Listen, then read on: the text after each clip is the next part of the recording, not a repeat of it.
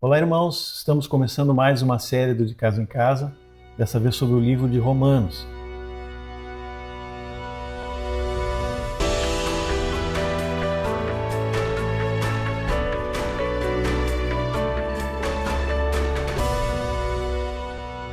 Nós vamos estudar como igreja, nos grupos, nas casas, esse livro que é fundamental para a nossa fé, para a nossa vida, como indivíduo e como igreja.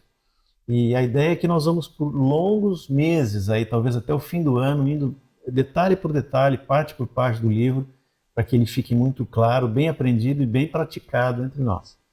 Mas o vídeo de hoje é um vídeo introdutório que vai falar um pouquinho da carta como um todo, dos objetivos de Paulo escrever aquela carta, do contexto, para nos ajudar a entender nessa caminhada do livro todo. Paulo tinha, quando escreveu essa carta aos Romanos, um objetivo imediato, digamos assim, que era a notícia que ele havia recebido de que os irmãos não estavam muito bem nos relacionamentos. Havia algumas divisões e basicamente em função da lei judaica, dos costumes dos judeus cristãos que viviam em Roma e daqueles gentios que tinham se convertido ao cristianismo e que não sabiam muito bem como fazer com essa lei judaica. Na verdade, Roma era uma cidade enorme para aquela época, né? Tinha em torno de 1 milhão de habitantes, ou seja, era 2/3 de Porto Alegre, uma cidade muito grande, a principal cidade naquele momento do mundo todo. E havia ali não só judeus, romanos, por óbvio, né? Mas africanos, havia europeus de todos os lados do continente, asiáticos, enfim, gente de todos os contextos, culturas, religiões. E o Império Romano era aberto às culturas e religiões dos povos, que era uma forma, inclusive, de apaziguar, né? Aqueles povos que eram conquistados eram, entre aspas, bem recebidos pelo Império Romano e viviam junto ali com todos. Era uma metrópole. Ocorre que lá pelo ano 47, 48, houve alguns problemas entre os judeus cristãos e os não cristãos. O mesmo que Paulo e os outros apóstolos experimentaram em cada cidade que iam, né? Eles iam na sinagoga, pregavam o evangelho e dava aquela confusão.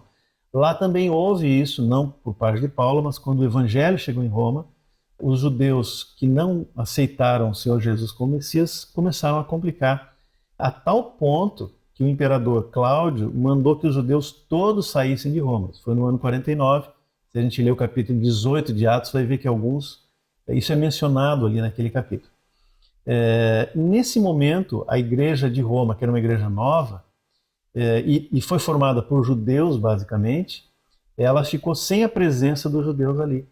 E aqueles irmãos começaram a desenvolver a sua fé sem, digamos assim, as amarras do judaísmo e da cultura judaica.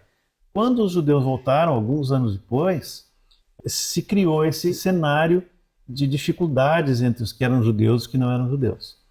Por causa disso, então, Paulo resolve escrever sobre a unidade da igreja. Na verdade, se a gente for olhar bem mais o final do livro, o que Paulo vai dizer é o seguinte, que Deus tem um propósito e esse propósito é coletivo, é para uma família de muitos filhos, é para um corpo, é para a igreja, é um grupo de pessoas. Então, até que o Senhor cumpra esse propósito, como está lá no final do livro de Apocalipse, nós vamos conviver como igreja aqui com as nossas dificuldades, sendo transformados à imagem de Cristo.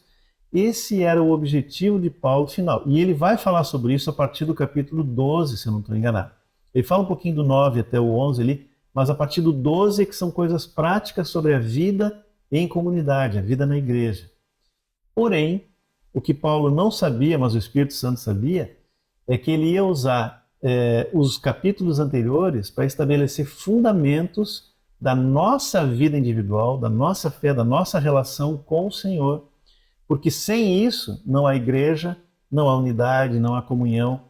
Então, do início do livro até o capítulo 12 ali, Paulo vai falar de como o Senhor nos tirou das trevas, o caminho de restauração que o Senhor faz para cada um de nós. E é esse o tema que nós queremos desenvolver com a igreja, ponto a ponto, porque isso é fundamental. Aliás, o livro de Romanos, ele é tão importante que há mais ou menos 500 anos atrás, um pouco mais de 500 anos atrás, quando a igreja cristã tinha se desvirtuado bastante das doutrinas dos apóstolos, foi através do livro de Romanos, especialmente, que que o Senhor começou a resgatar as verdades da palavra. E não mudou, ainda é para nós hoje um livro fundamental, né? Então é isso que a gente quer trabalhar com a igreja daqui para frente. Nesse tempo, né, Zé, e até hoje tem uma expressão que ficou muito conhecida, né? Todos os caminhos levam a Roma, né? Roma como centro, o império construía caminhos, né? Então o pessoal usava isso como as rotas para Roma, né? Mas no Evangelho, né, tem uma via que ela não é para Roma em si, ela é para o Senhor, né?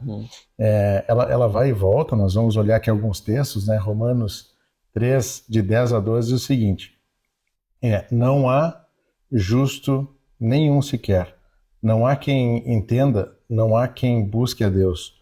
Todos se extraviaram, a uma se fizeram inúteis. Não há quem faça o bem, não há nenhum sequer. Ou seja, todos nós erramos o caminho. Então Paulo adverte isso com clareza. E aí depois, pulando para Romanos 6, 23, fica claro que o caminho que a gente está indo é um caminho que nos leva à morte.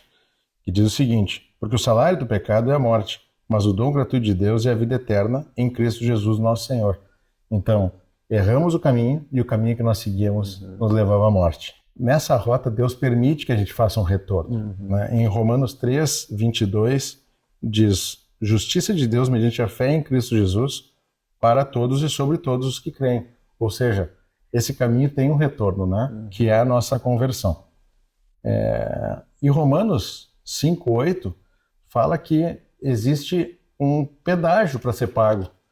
Essa conversão, ela não é gratuita, né? Em Romanos 5:8 ele fala o seguinte: mas Deus prova o próprio amor para conosco pelo fato de Cristo ter morrido por nós, sendo nós ainda pecadores. Ou seja, tem um pedágio, esse pedágio é com a vida, só que esse pedágio já foi pago com a vida de Cristo. Então nós temos um livre acesso, né, nessa conversão pela liberdade do preço pago por Cristo nessa rota.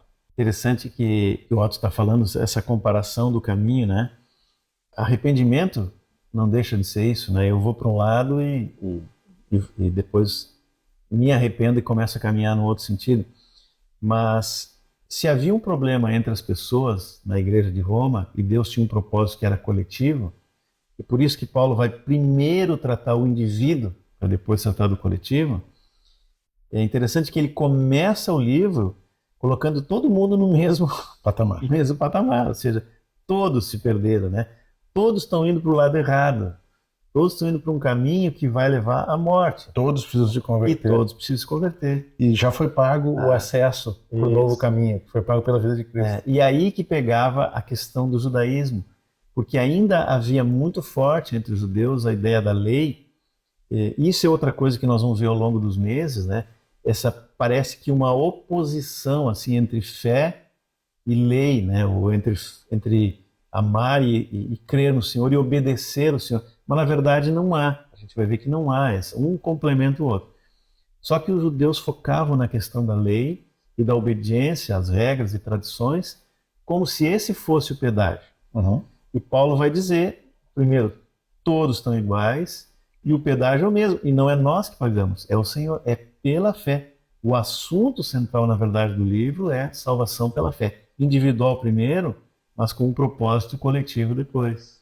E aí existe uma declaração clara que depende de cada um, de novo, né, dando para cada um o direito e também o dever de tomar essa decisão, de ir para o caminho certo, que está em Romanos 10, 9 e 10. Né? Se com a tua boca confessares a Jesus como Senhor e no teu coração creres que Deus ressuscitou dentre os mortos, serás salvo. Porque com o coração se crê para a justiça e com a boca se confessa a respeito da salvação. Então, Paulo traz uma clareza, antes de falar, né, do que está a partir do capítulo 12, ele estabelece esse ponto base de que todos pecaram, todos carecem da misericórdia de Deus, todos têm que se converter, só é pela vida de Cristo que nós conseguimos acesso, mas nós temos que confessar. Cada um de nós tem que confessar e aceitar, crer e aceitar. Aí então nós temos acesso. Amém, amém. Bom, vamos ter muito tempo para tratar cada ponto desses com detalhes, né? Mas começamos hoje e depois vamos indo ao longo das semanas. E o que a gente gostaria de pedir para cada irmão, para cada grupo, é que lessem esse livro várias vezes, 1, 2, 10, 20 vezes, quantos vocês puderem ao longo desse trecho, para que não apenas a gente receba através daqui dos vídeos ou do material escrito, mas que o Espírito Santo possa ministrar o coração de cada um e depois compartilhando no grupo. Esse é o alvo do De Casa em Casa, que a gente vá para a palavra, que o Senhor fale com cada um de nós e depois nós edificamos um ao outro nesse convívio no grupo. Amém? Amém. Romanos 8:28 diz, né, que todas as coisas cooperam para o bem daqueles que amam a Deus, daqueles que são chamados segundo o seu propósito. Amém. Sem dúvida, ler a palavra, compartilhar com os irmãos, meditar e praticar, coopera. Amém. Amém. Abençoamos todos vocês em nome de Jesus. Amém.